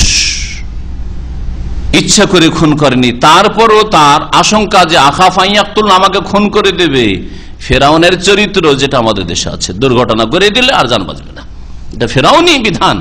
আর দ্বীন ইসলামের বিধান হচ্ছে যে ঠিক আছে, সেই লোকটাকে ধরে নিয়ে যাক দেশের প্রশাসন, আর তারপরে তার ইসলামিক যে বিধান রয়েছে, রক্তপণ দেবে, তারপরে জেল থেকে বেরোবে। তারপরে মুসা আলাইহিস সালাম দ্বারা যে খুন হয়েছে, মুসা আলাইহিস সালাম এটি গুনাহ না, কারণ ইচ্ছা করে তিনি মারেননি। দুইজনে মারামারি করছে, আর ওই যে খুন হয়েছে সেই লোকটি বেশি জালেম ছিল, সুতরাং একটা ঘুষি দিয়ে তাকে দূর করার আর তাদের ঝগড়া বিবাদটা মিটিয়ে দেওয়া উদ্দেশ্য ছিল, মীমাংসা উদ্দেশ্য ছিল, তাকে আঘাত করা উদ্দেশ্য ছিল না, আর মেরে দেওয়া উদ্দেশ্য ছিল না। সুতরাং নবী মুসা আলাইহিস সালাম খুনিও ইচ্ছা করেও খুনি না, আর অনিচ্ছাকৃত খুনি না, তিনি তার দ্বারা হয়ে গেছে, এটা যেমন দুর্ঘটনা হয়ে থাকে। আল্লাহ পাক রব্বুল আলামিন বলছেন ফাতিয়া ফিরাউন, যাও তোমরা ফিরাউনের কাছে যাও দুজনে, ফাকুলা, আর দুজনে গিয়ে বলো ইন্না রাসূল রাব্বিল আলামিন, আমরা নিঃসন্দেহে বিশ্বজাহানের প্রতিপালকের পক্ষ থেকে দূত রাসূল হয়েছি। আন আরসিল মানা বানি ইসরাইল, এই পয়গাম নিয়ে এসেছি যে আপনি তো ঈমান নিয়ে আসবেন সেই দাওয়াত তো দিয়েছেন, আসছে রব্বুল আলামিনের কথা, রব্বুল আলামিনের দাওয়াত দেওয়া, কিন্তু তার সাথে সাথে বনি ইসরাইলকে যে দীর্ঘদিন ধরে তাফসীরকাররা বলেছেন যে প্রায় 400 বছর ধরে বনি ইসরাইলদেরকে গোলাম বানিয়ে রেখেছিল, বনি ইসরাইলদেরকে গোলাম বানিয়ে রেখেছিল। আর কষ্টের কাজগুলি বনি ইসরাইলদেরকে দিয়ে এক কিপ্তিরা ফেরাউনের বংশধর নিত। এ বনি ইসরাইলকে আমার সাথে পাঠিয়ে দেন। কোথায় পাঠিয়ে দেন? বনি ইসরাইলদের আসল দেশ হচ্ছে শাম, প্যালেস্টাইন, ফিলিস্তিন, বৃহৎ শাম। আর শামের মধ্যে সবচেয়ে মোবারক এলাকা হচ্ছে ফিলিস্তিন, প্যালেস্টাইন। তা আমি এদেরকে নিয়ে ফিলিস্তিনে চলে যাব, শাম দেশে চলে যাব, আমার সাথে এদেরকে পাঠিয়ে দেন। এই মিশরে আর এদেরকে নিয়ে থাকবো না, আর এরা আপনার জুলমের শিকার হবে না, ছেড়ে দেন এদেরকে। তখন ফিরআউন বলল, আলাম নুরাব্বিকা ফিনা ওয়ালিদান, হে মূসা, তোমাকে শৈশবে বাল্য জীবনে কি আমরা লালন পালন করিনি? ওয়ালাবিস্তা ফিনা মিন উমরিকা সিনিন, আর তোমার বয়সের বেশ অনেক বছর আমাদের মাঝে তুমি অবস্থান করনি? আমাদের বাড়িতে মানুষ হলে, আমাদের বাড়িতে খেলে, আমাদের রাজপ্রাসাদে মানুষ হলে, আর তারপরে আজকে তুমি এসব কথা বলতে এসছো? আমাদের বাড়িতে মানুষে আমাদেরকে তুমি শিখাতে এসছো, পাঠ পড়াতে এসছো। আমাদের মাঝে তুমি বেশ কয়েক বছর থাকলে। সেনিন, কত বছর ছিলেন মুসা আলাইহিস সালাম ফেরাউনের বাড়িতে বা মিশরে, আর ফেরাউনের খরচ খরচায় লালিত পালিত হয়েছেন? এই সম্পর্কে তাফসীরকারদের দ্বিমত রয়েছে। কেউ বলেছেন যে 18-19 বছর, কেউ বলেছেন যে 30 বছর, কেউ বলেছেন 40 বছর। তবে 30 বছরের কথাটাই বেশি ঠিক। 30 বছর থেকেছেন বাল্যজীবন থেকে নিয়ে মুসা আলাইহিস সালাম কোথায়? মিশরে। আর তারপরে মাদিয়ানে চলে গিয়ে ওখানে বিবাহের মহারানা শুরু, 10 বছর চাকর খাটলেন, আর তারপরে বিবি নিয়ে ফেললেন, বয়স হলো 40 বছর। আর সাধারণত আম্বিয়া রসুলগণকে 40 বছর বয়সেই নবুয়াত রিসালাত দেওয়া হয়।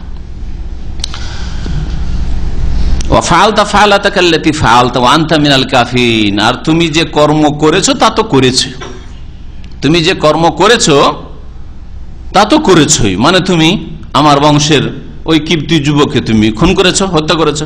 ওয়ান্তা মিনাল কাফিরিন, আর তুমি বড় অকৃতজ্ঞ। এখানে কাফেরিন মানে কাফের অস্বীকারী নয়। কাফের কুফর শব্দটি কাফারা একফর 2 অর্থে ব্যবহার হয়। কাফারা একফর কুফরান মানে কুফরি করা, আল্লাহকে অস্বীকার করা, পরকালকে অস্বীকার করা, নবীকে অস্বীকার করা, কোরআনকে অস্বীকার করা, অথবা দিন ইসলামের স্পষ্ট কোন বিধিবিধান, আদেশ নিষেধকে অস্বীকার করা। একটা বিধিবিধানকে কেউ অস্বীকার করলে কাফের হয়। কেউ যদি বলে আমি জিনা হারাম নয়, কেউ যদি বলে যে নামাজ 5 ওয়াক্ত না 4 ওয়াক্ত, তাহলে কাফের। হ্যাঁ, কাফের। আদেশ নিষেধের কোন একটা কিছুকে অস্বীকার করলে কাফের। কেউ যদি বলে আল্লাহ দিতে পারেন আর ওলিয়াওয়ালা গৌস কুতুব দিতে পারেন, তাহলে সে তৌহিদকে অস্বীকার করলো, সুতরাং কাফের মুশরিক। তো এ হচ্ছে কাফের। আর কাফার একফর কুফরান মাজদার, কুফরান মানে হচ্ছে নাশুকরি করা, অকৃতজ্ঞ হওয়া। তো আনতা মিনাল কাফিরিন, এই কুফরান থেকে, হ্যাঁ, মানে তুমি বড় অকৃতজ্ঞ। আমার বাড়িতে মানুষ হলে, আমার খরচ খরচায় মানুষ হলে, আর আমার বংশের লোকে মেরে দিয়ে পালিয়ে গেলে তুমি।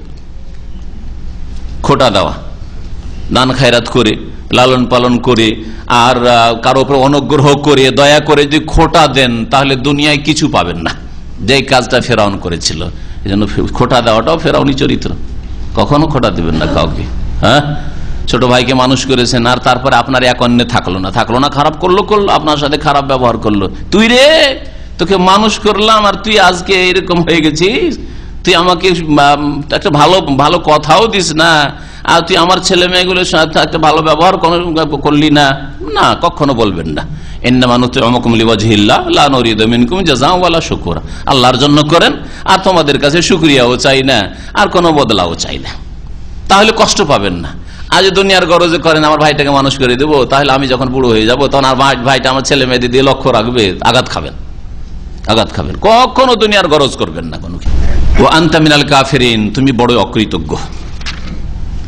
কালা, তখন মুসা আলাইহিস সালাম, ফাআলতুহা ইযান, তখন যে আমি এই কাজটা করেছিলাম, ও আনা মিনাদ দাল্লিন, তখন আমি দিশেহারা ছিলাম। মিনাল দল্লিন মানে মিনাল জাহিলিন, তখন আমি আল্লাহর দিন থেকে অজ্ঞ ছিলাম, আমার কাছে নবুয়ত আসেনি, আল্লাহ পাকের পয়গাম আসেনি, রিসালাত আসেনি, আমি দিন জানতাম না। আর ভাবলাম যে আমি ঝগড়াটা মিটিয়ে দিই, এই লোকটার উপরে জুলুম বেশি হচ্ছে, তাই একটা ঘুষি মেরেছে ইচ্ছা করে, আমি খুন করিনি। তো মুসা আলাইহিস সালাম বললেন ওয়ানা মিনাদ দল্লিন, দল মানে তাহলে সবসময় গুমরাহ পথভ্রষ্ট হয় না, এখানে আপনি পথভ্রষ্ট দিয়ে অর্থ করবেন না।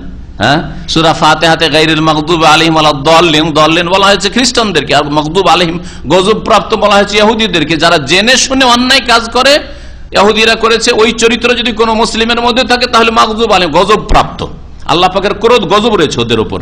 আর জানলো না, জানার চেষ্টাও করলো না, অজ্ঞতাই থাকলো, আর অজ্ঞতাবশত ভুল যদি করে, শিরক বিদআত করে, পাপ করে, তাহলে দল্লিন পথভ্রষ্ট, পথভ্রষ্ট।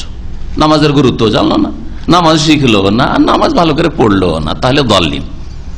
জানে মাদ্রাসে পড়েছে, হাফেজ হয়েছে, তারপরে নামাজ পড়ে না, তাহলে মাগদুব আলাইহিম গজবপ্রাপ্ত।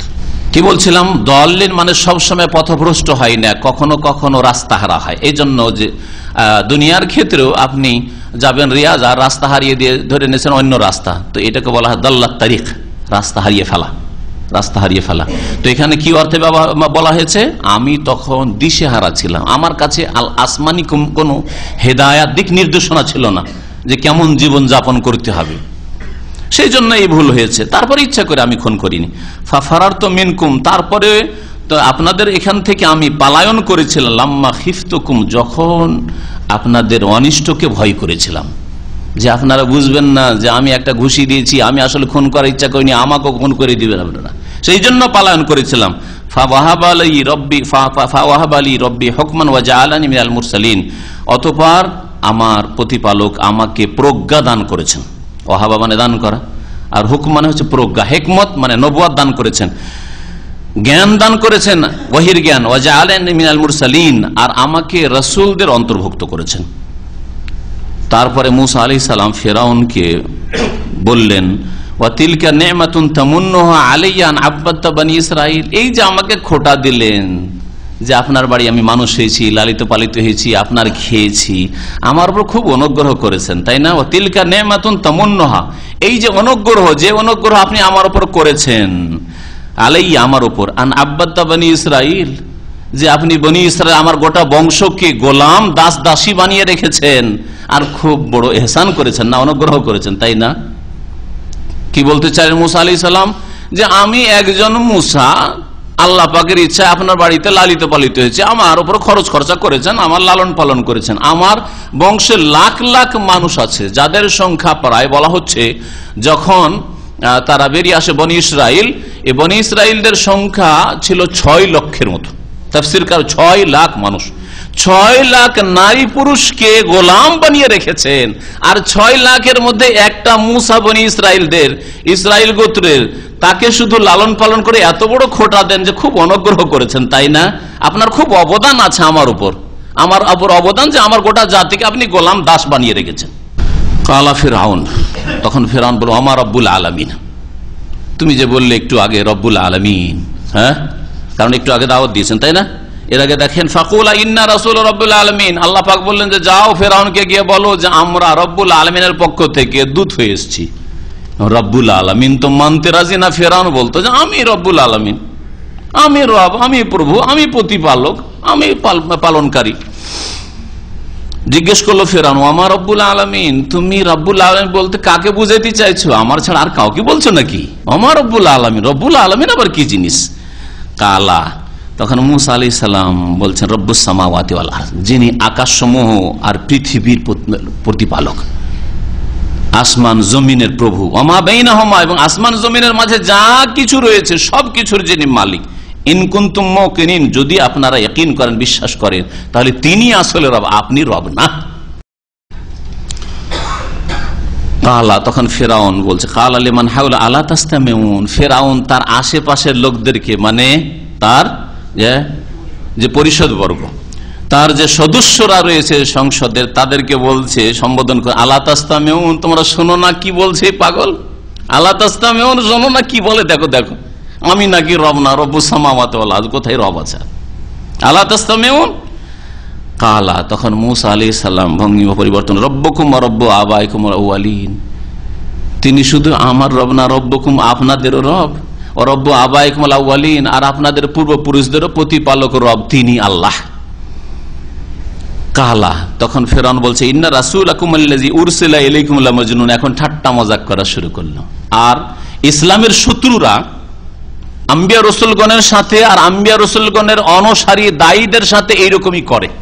প্রথমখানে যদি আপনি দুর্বল হন আপনার গ্রামে, আর তৌহিদ সুন্নতের দাওয়াত নিয়ে গেছেন, তো আপনাকে হেও প্রতিপন্ন করবে, ঠাট্টা মজাক করে উড়িয়ে দেবে। পাগল পাগল করতে গেছি, কি হয়েছে রে, কাদিয়ানি হয়েছিস তুই? হ্যাঁ, কি রে তুই, কি হয়েছিস তুই? ঠাট্টা মজাক করে উড়িয়ে দেবে। ও ভাবছে যে ঠাট্টা মজাক করলেও বাড়িতে গিয়ে লুকিয়ে যাবে, লজ্জায় লুকিয়ে যাবে, আর বলবে না কথা। প্রথমে এইভাবে চেষ্টা করে। যত বাতিল শক্তি দেখবেন, নবী সাল্লাল্লাহু আলাইহি ওয়াসাল্লামের সিরাত পড়েন আর মুসা আলাইহিস সালামের জীবনের সিরাত পড়েন, একই রকম অবস্থা দেখবেন। এখন কি বলছে ফেরাউন? বলছে ইন্না রাসূলাকুম, দেখো তোমাদের রাসূল, তোমাদের রাসূল আল্লাযী উরসিলা ইলাইকুম, তোমাদের উদ্দেশ্যে নাকি পাঠানো হয়েছে। লামাজনুন, এই তো পাগল গো, লামাজনুন, এই তো পাগল। অথচ ভালো করে জানছে মুসা আলাইহিস সালাম কথা বলছে, এটা পাগলের কথা, কথা শুনছে, বুঝছে, তো পাগল আবার নাকি? হ্যাঁ, ও জানছে যে পাগল নয়, তারপরে পাগল বলছে হেউ প্রতিপন্ন করার জন্য। বাতিল শক্তি এরকম করে, যা জেনে শুনে ভুল কথা, অন্যায় কথা, মিথ্যা কথা ছড়ায় লোকজনকে বোকা বানাবার জন্য। আল্লাহ পাক ফেরাউন সম্পর্কে একটি আয়াতে এই কথাই বলে, ফাস্তাখাফা কওমাহু ফাতাউ। এই ফেরাউন তার জাতিকে বেকুব বানিয়েছিল। ফাস্তাখাফা কওমাহু, তাদের জাতিকে একবারে বোকা বানিয়েছিল, যার ফলে এই বেকুবেরা অন্ধভাবে অনুসরণ করেছিল। না হলে একটু চোখ খুলে দেখলে বুঝতে পারতো যে কথাগুলি তো সব মিথ্যা বলছে, এগুলি তো অন্যায় কথা, ভুল কথা বলছে, এসব তথ্য তো ঠিক না মুসা আলাইহিস সালাম সম্পর্কে। আল্লাহ পাক রব্বুল আলামিন ইরশাদ করছেন যে মুসা আলাইহিস সালাম তখন বললেন, কালা রব্বুল মাশরিকি ওয়াল মাগরিব, যেই রবের কথা বলছি সেই রব ফেরাউন তুমি না, সেই রব হচ্ছেন মাশরিক আর মাগরিবের রব, পূর্বের মালিক বা পশ্চিমের মালিক। পূর্ব দিক থেকে সূর্য ওঠান আর পশ্চিম দিকে গিয়ে সূর্য অস্তমিত করেন, রব্বুল মাশরিক ওয়াল মাগরিব, তিনি সবকিছুর মালিক। ওমা বাইনাহুমা, আর যা কিছু পূর্ব পশ্চিমের মাঝে রয়েছে সবকিছুর মালিক তিনি আল্লাহ। ইন কুনতুম তাকিলুন, যদি তোমরা বুঝার চেষ্টা করো। হে ফেরাউন, হে ফেরাউনের অনুসারীরা, যদি আপনারা বুঝার চেষ্টা করেন। কালা, এখন ফেরাউন দেখলো যে না, ঠাট্টা মজাক করে হইল না, একে হেয় প্রতিপন্ন করে হইল না, এখন একে ধমক দেওয়া শুরু করতে হবে, ধমক।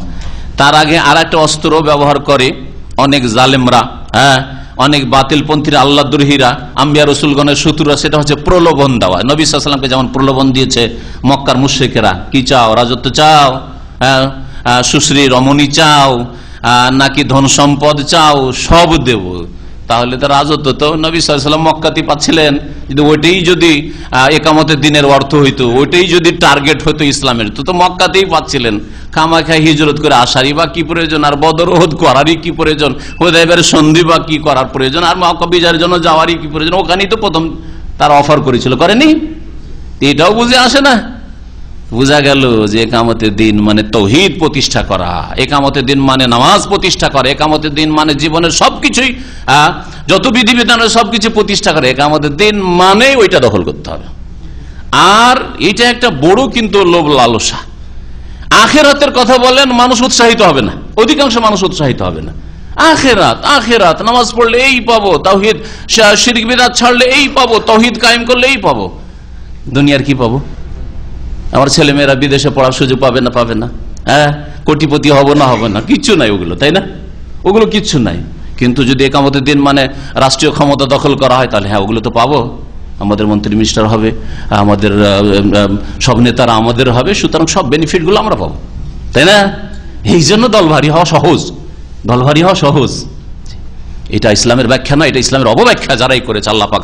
ফেরাউন বলতে শুরু করলো, কালা লাইন ইত্তাখাযতা ইলাহান গায়রি লাআজআলান্নাকা মিনাল মাসজুনিন। মূসা আলাইহিস সালামের কথা শুনে ফেরাউন ভালো করে বুঝতে পেরেছে যে আমাকে রব স্বীকার মূসা করে না। সুতরাং এখন একে ঠাট্টা মজাক করেও হইল না, হেও প্রতিপন্ন করেও হইল না, ধমক দেওয়া, শাসন। লাইন ইত্তাখাযতা ইলাহান গায়রি, আমার ছাড়াও যদি অন্য কোন উপাস্য ইলাহ তুমি সাব্যস্ত করো যে আরো কেউ আছে, লাআজআলান্নাকা মিনাল মাসজুনিন, তাহলে অবশ্যই অবশ্যই তোমাকে কারাগারে নিক্ষেপ করব। কারাগারে নিক্ষেপ করবো, জেলে তোমাকে বন্ধ করে দিব, জীবনে তুমি সূর্যের মুখ দেখবে না। জালেম শাসকদের কথা এরকম, এমন অন্ধকারে ঢুকেই দেবো, জীবনে তুমি সূর্যের মুখ দেখবে না, অন্ধকারে থাকতে হবে, জীবনে তুমি সূর্যের তাপ পাবে না, জীবনে ছেলে মেয়েদের সাথে দেখা করতে পাবে না। যে জালেমদের এগুলি হচ্ছে ধমক। মুসা আলাইহিস সালামকে এই ধমক দিয়েছিল ফেরাউন। কালা, মুসা আলাইহিস সালাম একটু নম্রতা অবলম্বন করলেন, যে দেখি একে নরম করা যায় কিনা, শক্ত হয়ে গেছে। তাহলে এখান থেকে দাওয়াতের ময়দানে হেকমত শিখেন। যখন দেখবেন যে আপনার বিরোধী যাকে দাওয়াত দিচ্ছেন সে শক্ত হয়ে গেছে, একটু নরম হয়ে যান আপনি। দুই দিক থেকে শক্ত হয়ে গেলে কিন্তু চূড়ান্ত একটা ফয়সালা ভেঙে যাবে, হ্যাঁ, সমাধান হবে না। কিন্তু যখন সে শক্ত হয়ে গেছে আপনি একটু নরম হয়ে যান। এই কথাই শিখিয়েছেন মুসা আলাইহিস সালাম তার দাওয়াত দিয়ে। কি দেখেন ভঙ্গিমাটা কত সুন্দর। বলছেন মুসা আলাইহিস সালাম, কাল আওয়ালাউ যেহেতু বেশাই মুবিন, আপনি আমাকে কারাগারে নিক্ষেপ করবেন আর আমার উপর জুলম অত্যাচার করবেন, যদিও আপনার কাছে কোনো স্পষ্ট কিছু নিয়ে আসি। সদস্যরা বলল, আর যে আখাহু, একে একটু অবসর দেন আর ওর ভাইকে অবসর দেন, একটু ঠান্ডা হইতে দেন পরিবেশটা। আর এক কাজ করেন, একটা প্রতিযোগিতা হোক, যখন জাদুকর তো একটা প্রতিযোগিতা। আল্লাহ পাক রব্বুল আলামিন উত্তম কৌশলকারী, ওমাকারু ওমাকার আল্লাহ। এরা মকর চক্কর করেছিল, ষড়যন্ত্র চক্রান্ত করেছে, আল্লাহ পাক রব্বুল আলামিন উত্তম কৌশল করলেন। কি কৌশল? যে এইভাবে সারা দেশের লোককে একত্রিত করা হোক, যাতে করে সারা দেশের মানুষ মুসা আলাইহিস সালামকে জেনে যায় আর মুসা আলাইহিস সালামের দাওয়াতটা মানুষের কাছে পৌঁছে যায়। হ্যাঁ, আর যাদের বলে, যে জাদুকরদের বলে সে অহংকার করছে আর আসছে কম্পিটিশন করার জন্য, মোকাবিলা করার জন্য, তারাও হকটাকে বুঝে যায়। কত বড় হিকমত এতে! আল্লাহ পাক রব্বুল আলামিনের পক্ষ থেকে সবকিছু করছেন মুসা আলাইহিস সালাম। কালু, সংসদ সদস্যরা বলল যে একে অবসর দেন, ওর ভাইকে অবসর দেন। অবাসফিল মাদাইন হাশিরিন, আর বিভিন্ন শহরে, মদিনাতুর বহু বচন হচ্ছে মাদাইন, হ্যাঁ, বিভিন্ন শহরে আপনি পাঠিয়ে দেন হাশিরিন, মানে সমবেতকারীদের। হাশিরিন, হাসারা হাসরা মানে জমা করা, একত্রিত করা। এমন লোকজনকে পাঠিয়ে দেন যারা ঘোষণা করে লোকজনকে একত্রিত করুক কোন এক জায়গায়, যেখানে প্রতিযোগিতা, কম্পিটিশন হবে, মোকাবিলা হবে এই মুসার জাদুর সাথে আমাদের দেশের জাদুকরদের। আর সেই যুগে জাদু বিদ্যায় বড়ই পারদর্শী ছিল মিশরের লোকেরা। ইয়াতুকা বিকুল্লি সাহারিন আলিম, হে বাদশাহ, ফেরাউনকে সম্বোধন করে সংসদ সদস্যরা বলল যে আপনার কাছে তারা সমবেত করবে বা নিয়ে আসবে প্রত্যেক বিজ্ঞ জাদুকরদেরকে এখানে একত্রিত করবে। ফাজমিয়া সাহারা, সুতরাং জাদুকরদেরকে একত্রিত করা হলো। সাহিরের বহু বচন হচ্ছে সাহারা। লে মিকাতি ইয়াউমিন মালুম, নির্ধারিত দিনের নির্দিষ্ট সময়ে, নির্ধারিত দিন অমুক দিনে। আর কোন সময় বলা হয়েছে কোরআনে কারিমে বলতে পারেন? সেটা হবে মেলার দিন, মানে সবাই যাতে করে ছুটিতে থাকে, কেউ কাজকর্মে ডিউটিতে ব্যস্ত না থাকে, ছুটির দিন অবসর থাকে। আর সেটা যেন রৌদ্রের সময় না হয়, বিকেল বেলা ক্লান্তির সময় না হয়। ওয়াইহুসারান্নাস দোহা, সকালবেলা, সকাল 7টা 8টা 9টা এর মধ্যেই যাতে করে এই কম্পিটিশন হয়ে যায়। ফাজমিয়া সাহারা, এই জাদুকরদেরকে একত্রিত করা হলো নির্ধারিত দিবসের নির্দিষ্ট টাইমে। ওয়াকিল আলিন্নাস হাল আনতুম মুজতামিউন, আর মিশরের সমস্ত মানুষের মাঝে ঘোষণা করে দেওয়া হলো যে তোমরা কি একত্রিত হবে? যদি দেখতে চাও তো আসো। মুসার জাদু, তাদের ভাষায় মুসার জাদু, আর আমাদের দেশের ফেরাউনের যারা অনুসারী তাদের জাদুর মাঝে কম্পিটিশন, প্রতিযোগিতা, লড়াই রয়েছে, আসো দেখতে। এসো তোমরা, এসো দেশবাসী, দেখো যাতে করে আমরা জাদুকরদের অনুসরণ করি, যদি তারা জিতে, বিজয়ী হয়। দেখেন কত বাতিল কথা বলেছে। আমরা কি করব? কার অনুসরণ করব? জাদুকরের অনুসরণ করব। তাহলে আগে থেকে গোড়ামি মগজে নিয়ে আছে যে অনুসরণ কার করব? ফেরাউনের দলে আছে জাদুকরদের অনুসরণ করব। যদি হকপন্থী হইতো অথবা নিরপেক্ষ হইতো, নিউট্রাল, যে হকের সন্ধান রয়েছে, সত্যের সন্ধান আমাদের রয়েছে, তাহলে বলতো লা আল্লানা নাত্তাবিউল হাক্কা, দেখি হক কার সাথে আছে, আমরা স্পষ্ট বুঝবো যে সত্যবাদীকে, সত্যবাদী মুসা, হারুন, না সত্যবাদী ফেরাউন আর ফেরাউনের জাদুকররা। যেখানে হক পাবো, সত্য পাবো, সেটাকে গ্রহণ করব। সত্য গ্রহণে বাধা হচ্ছে গোড়ামি, আগে থেকে মগজে বসিয়ে নেওয়া যে এদের কথা শুনবো না, যতই বলুক না কেন, শুনলেও মানবো না, আমাকে জবরদস্তি শোনাইবা মানবো না, আমাকে তুমি সিঁড়ি দিবা, কিতাব দিবা, পড়বো না, শুনবো না, মগজে ঢুকাবো না। যদি শুনিয়াও দাও, দেখবেন হ্যাঁ বিদাতি লোকদের, দর্শকদের মধ্যে যদি লক্ষ্য করেন, যখন ওইরকম কথা আসে এরকম করে এমন করে নিচ্ছে। আমরা দেখি যে কোন এক ভাই প্রশ্ন করেছে, তো প্রশ্নের উত্তরটা দেওয়ার সময় ওর দিকে একটু নজর দিই। প্রশ্নের উত্তর দিচ্ছি, কিন্তু প্রশ্ন করেছে ও আসলে জানার জন্য না, ও প্রশ্ন করেছে বিভিন্ন দুনিয়া গরজে। হ্যাঁ, প্রশ্ন করার পরে মুখটা করে বুঝছেন অন্য মনস্ক, জি মগজকে বন্ধ করে নিয়েছে, বন্ধ করার পরে বসে আছে, তাহলে কোনো ফায়দা হবে না। তো এই ফেরাউন আর ফেরাউনের অনুসারীরাও তাই বলেছিল, লাল্লাহ নাত্তাবিউ সাহারা, জাদুকরদের অনুসরণ করবো। মুসার অনুসরণ আসলে করবেই না, আল্লাহ যেন তৌফিক দেয়নি। তৌফিক কাকে দেয়? যে চেষ্টা করে। যদি এরা বলতো, তাদের জবান দিয়ে কথাটা বেরোতো অন্তরের কথা, যে আমরা হক মানবো, হক যার সাথে থাক তাকেই মানবো, আল্লাহ অবশ্যই তাদেরকে হেদায়েত করতেন। জি। ফালাম্মা জা আস-সাহারাতু, যখন জাদুকররা আসলো, কালু লি ফিরআউন, তখন তারা ফিরআউনকে বলল, আইন্না লানা আজরান, দেখলো জাঁক জমকপূর্ণ সভায় ফিরআউন বসে আছে, তার মন্ত্রীরা বসে আছে, বড় বড় নেতারা বসে আছে, আর তার মাঝে জাদুঘর গরিবদেরকে আনা হয়েছে। ওরা তো চায় যে কি পায় উপঢৌকন, আর কি ধন দৌলত আজকে লুটতে পারি ফিরআউনের কাছ থেকে। বলল ফিরআউনকে, আইন্না লানা আজরান, আমরা কি আজকে কোনো পুরস্কার পাবো, পারিশ্রমিক পাবো, ইনকুন্না নাহনুল গালিবিন, যদি আমরা জিততে পারি? কালা নাম, ফেরাউন বলে হ্যাঁ হ্যাঁ অবশ্যই। ওয়া ইন্নাকুম, শুধু তাই নয়, তোমাদের টাকা পয়সা ধন দৌলত আর গিফট দেবো এমন না, ওয়া ইন্নাকুম ইযান লামিনাল মুকাররাবিন, আর এরপরে জিতার পরে অবশ্যই তোমরা আমার অত্যন্ত নিকটবর্তী হয়ে পড়বে, একেবারে বিশিষ্ট লোক তোমরা হয়ে যাবে, স্পেশাল লোক, তোমাদের আমার কাছে আসতে আর কোনো পাস লাগবে না, একেবারে সরাসরি আমার সাথে হটলাইন থাকবে। কালা লাহুম মুসা, মুসা আলাইহিস সালাম তখন বলে, আলকু মা আনতুম মুলকুন, তোমরা যা নিক্ষেপ করা নিক্ষেপ করো। এখানে সংক্ষেপ করে দেওয়া হয়েছে। আগে জিজ্ঞাসাবাদ হলো কে নিক্ষেপ করবে, আমরা আগে না তোমরা আগে? হ্যাঁ, তখন মুসা আলাইহিস সালাম কি বলেছিলেন? বাল আলকু, তোমরাই আগে নিক্ষেপ করো। মুসা আলাইহিস সালাম বললেন যে ঠিক আছে, তোমরা যা নিক্ষেপ করো নিক্ষেপ করো, কি দেখাচ্ছ দেখাও তোমাদের তামাশা। ফালকাউ হিবালাহুম ওয়া ইসিয়াহুম, তখন তারা তাদের রশিগুলি আর তাদের লাঠিগুলিকে নিক্ষেপ করলো। ওয়াকালু, আর তারা বললো, বেইজ্জতে ফিরাউন, ফেরাউনের ইজ্জতের কসম, বাটা কসমের জন্য। কার কসম খেলো? ফেরাউনের ইজ্জতের কসম। মুমিন আল্লাহর কসম খায়, তাহলে যে বাপের কসম খায়, মায়ের কসম, দানা ছুঁয়ে বলছি, পানি ছুঁয়ে বলছি, আমার ছেলের গায়ে হাত দিয়ে বলছি, এটা ফেরাউনি আকীদা। বুঝতে পারছেন? ফেরাউনি আকীদা। খবরদার, মুসলিম ফেরাউনি আকীদা গ্রহণ করে না। বিল্লাহ বলবে, তাল্লাহে বলবে, ওয়াল্লাহে বলবে। আরবের একটা ছোট বাচ্চাও আল্লাহ আল্লাহ করে, আর আমাদের দেশের বুড়িও 50-60 বছরের বুড়াও বাপের কসম বলছি, দানা মিলবে না, দানা ছুঁয়ে বলছি। আউযুবিল্লাহ, শিরক করলো, শিরক করলো। মান হালাফা বিগাইরিল্লাহি ফাকাদ আশরাকা, নবী সাল্লাল্লাহু আলাইহি ওয়াসাল্লাম বলেছেন, আল্লাহ ছাড়া অন্যের কসম যে করবে সে শিরক করলো। ফেরাউনের ইজ্জতের কসম, ইন্না লানাহনুল গালিবুন, নিশ্চয়ই আজকে আমরা বিজয়ী হব। ফালকা মুসা আসাহু, মুসা আলাইহিস সালাম তারপরে লাঠিটা ফেললেন। তাদের দৌড়টা আগে দেখ, আগে কেন ফেলতে বললেন? এটা হওয়া উচিত, আগে কেন ফেলতে বললেন? হ্যাঁ, কারণ এটা ছিল বিদ্যার প্রতিযোগিতা। বিদ্যার প্রতিযোগিতা ক্ষেত্রে আপনার যে বিরোধী দল, তাদের বিদ্যার দৌড়টা আগে দেখে নেন, কত দূর তারা যাচ্ছে, কত দূর তারা বলছে। হ্যাঁ, তারপরে আপনি বলেন, তাহলে খণ্ডন করা সুবিধা হবে। তর্ক সভাগুলি যে হয়, বহস, মোনাজেরা, মোনাজেরার মৌলিক নীতি এখানে শেখানো হয়েছে।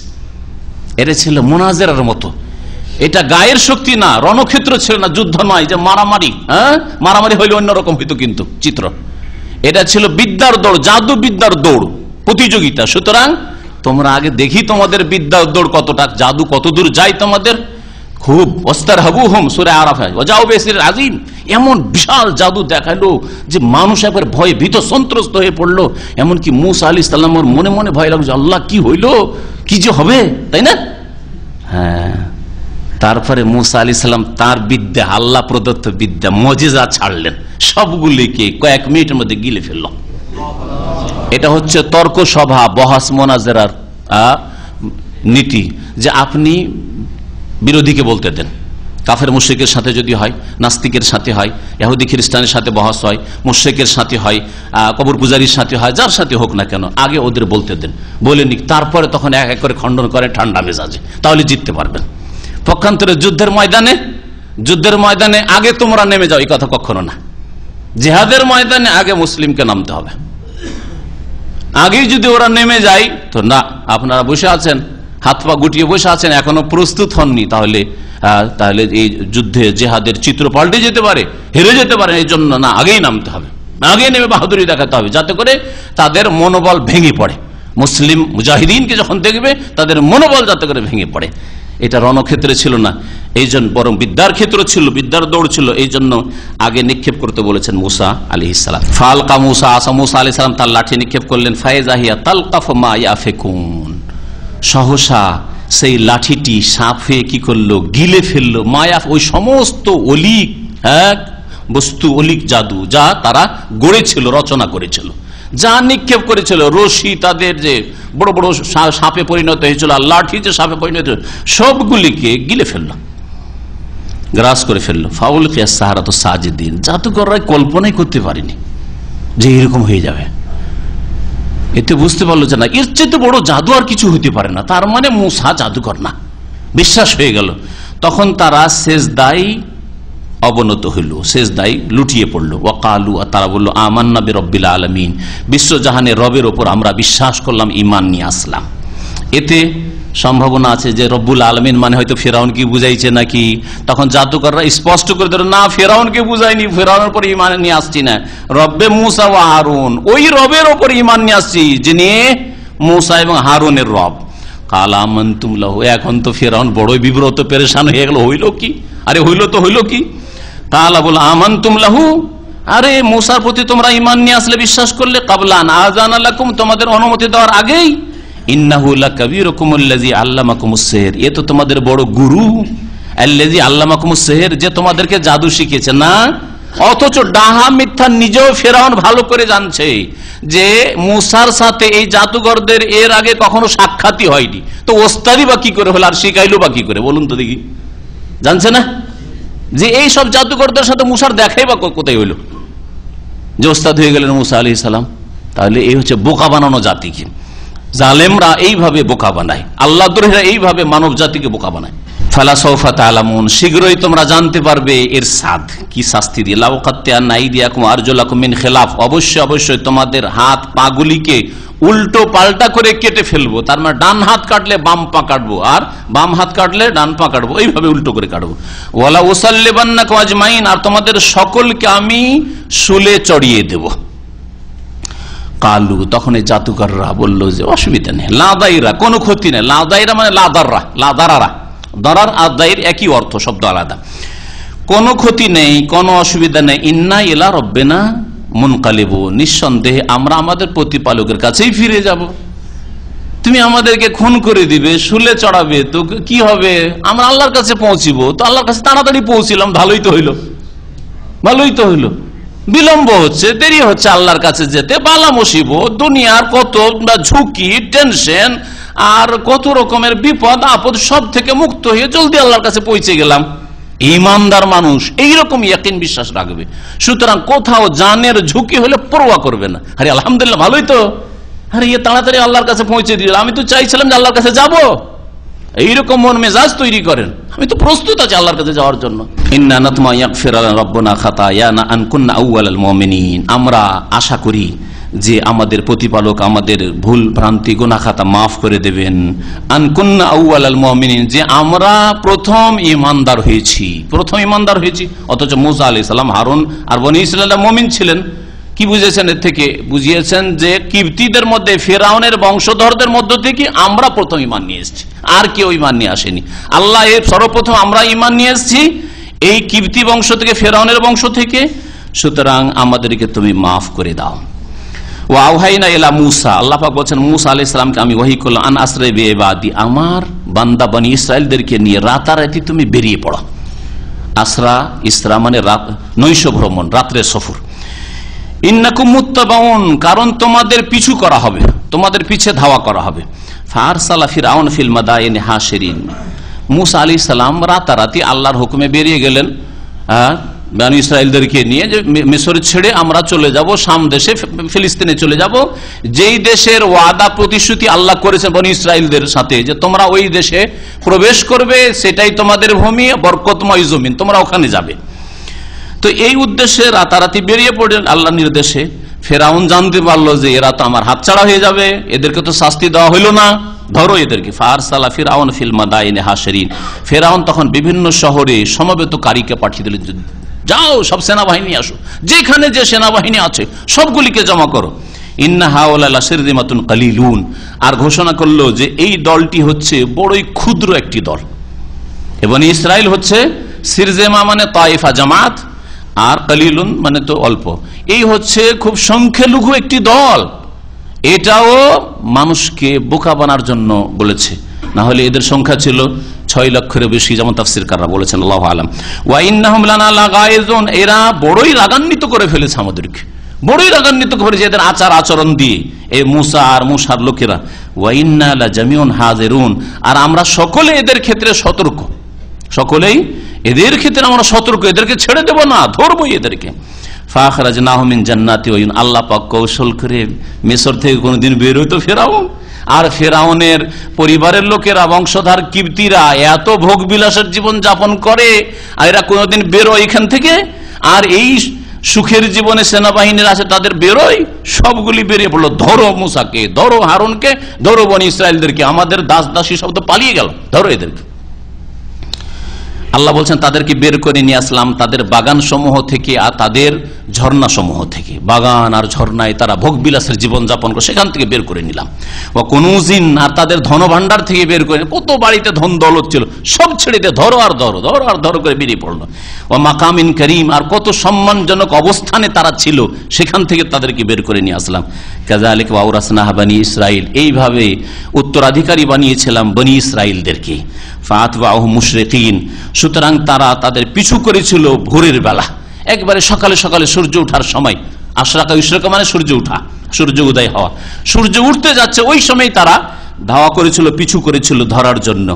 আল্লাহ পাক রব্বুল আলামিন এখানে বললেন যে বনী ইসরাইলদেরকে এদের উত্তরাধিকারী বানিয়েছিলাম, কিন্তু বনী ইসরাইলদের ইতিহাস প্রমাণ করে যে তারা আর মিশরে কোনোদিন ফিরে যাননি। মুসা আলাইহিস সালাম, হারুন আর মিশরে ফিরে যাননি। মিশর ফেরাউন ধ্বংস হলো, ফেরাউনের সংসদ সদস্যরা, তার নেতারা সব ধ্বংস হলো তার দেশের, কিন্তু আর তো ফিরে যাননি। তাহলে যদি ক্ষমতায় নেওয়াই লক্ষ্য উদ্দেশ্য হইতো, তো ক্ষমতা একেবারে খালি ছিল, ক্ষমতার জায়গা তো খালি, সেখানে ফিরে যেতেন, ফিরে যাননি। তাই নবী রাসূলগণের দাওয়াতের মুখ্য উদ্দেশ্য ক্ষমতা দখল করা নয়, বরং তাওহীদ প্রতিষ্ঠা করা, শিরক উৎখাত করা। আর তার মধ্যে দ্বীন ইসলামের একটা অঙ্গ হচ্ছে যাকে আল্লাহ পাক ক্ষমতা দেবেন সেই ব্যক্তি দ্বীন ইসলামের দণ্ডবিধান, ইসলামের যে বিধিবিধানগুলি রয়েছে রাষ্ট্র পরিচালনার ক্ষেত্রে, সেগুলি বাস্তবায়ন করা তার জন্য ফরজ। কিন্তু আমার প্রথম টার্গেটই হবে যে ওই জায়গাটা দখল করব, এটা দ্বীন ইসলামের লক্ষ্য উদ্দেশ্য নয়। এটা দ্বীন ইসলামের একটা অংশ, যাকে আল্লাহ যখন ক্ষমতা দেবেন, আমাকে যদি আল্লাহ ক্ষমতা দেন, আপনাকে যদি আল্লাহ পাক ক্ষমতা দেন, তখন আমার উপর আপনার উপর ফরজ হবে দ্বীন ইসলামের ওই দণ্ডবিধানগুলি আদালত পর্যায়ে, রাষ্ট্রীয় পর্যায়ে, আর যে সব জায়গায় সাধারণ মানুষ পৌঁছতে পারে না ক্ষমতায়, সেই সব জায়গার বিধিবিধানগুলি বাস্তবায়ন করা তার জন্য ফরজ, আমার জন্য, আপনার জন্য ফরজ হবে। মুসা আলাইহিস সালাম ফিরে গেলেন না, আর আল্লাহ বলছেন যে বনী ইসরাইলকে ওয়ারেস বানাইলাম। এর অর্থ কি তাহলে? এর অর্থ তাফসীরকাররা বলেছেন যে নিঃসন্দেহে মিশরে ফিরে যাননি। ফিরে যখন যাননি, 40 বছর তো ঘুরতে থাকে তিহের ময়দানে। যখন তাদেরকে বলা হলো চলো বাইতুল মুকাদ্দাসে ঢুকবো, ফিলিস্তিনে ঢুকবো, ঢুকতে রাজি না, সাহস হয় না, ওখানে জালেম শাসকরা রয়েছে, ওখানে ঢোকার সাহস হয় না, লড়াইয়ের সাহস হয় না। আল্লাহ পাক রাস্তা এমন ভুলিয়ে দিলেন, 40 বছর শুধু ঘুরতেই থাকলো তিহের ময়দানে। এই কষ্ট পেল বনী ইসরাইলরা, শিক্ষা হইল। তারপরে আল্লাহ পাক রব্বুল আলামিন তাদের ঈমান আমল দিলেন, আর মেহনত পরিশ্রম যখন হইল, তখন বনী ইসরাইলকে আল্লাহ পাক ফিলিস্তিনে ফিরালেন, শাম দেশে ফিরালেন, মিশরে ফিরে যাননি। তো এর অর্থ কি হবে তাহলে? ওয়াও কাযালিকা ওয়াওরাসনাহা বনী ইসরাইল, বনী ইসরাইলদেরকে উত্তরাধিকার বানালাম। এর মানে হচ্ছে যে মিশরে ছেড়ে আসলেও মিশরে গোলামী জীবন ছিল, আর ফিলিস্তিনে এসে শাম দেশে এসে তারা নেতৃত্বের জীবন পেয়েছিল, সুখের জীবন পেয়েছিল, আরামের জীবন পেয়েছিল, ইমানের জীবন পেয়েছিল, সৎকর্মশীলতার জীবন পেয়েছিল। এটাকে বোঝানো হয়েছে। এতে এ বোঝানো হয়নি যে ফেরাউন খালি করলো, ধ্বংস হইলো, আর এরা গিয়ে দখল করে ফেললো, উল্টো ফিরে গেল। এরকম কোন ইতিহাস নেই, কোরআনেও নেই, আর রাসূলুল্লাহ সাল্লাল্লাহু আলাইহি ওয়াসাল্লামের হাদিসেও নেই। আল্লাহ পাক রব্বুল আলামিন যেন আমাদেরকে কোরআন বোঝার তৌফিক দান করেন এবং কোরআনী জীবন গড়ার তৌফিক দান করেন। আল্লাহ পাক আমাদের গুনাহ খাতা যেন মাফ করে দেন। সাল্লাল্লাহু আলা নবিয়িনা মুহাম্মদ ওয়া আলা আলিহি ওয়া সাহবিহি।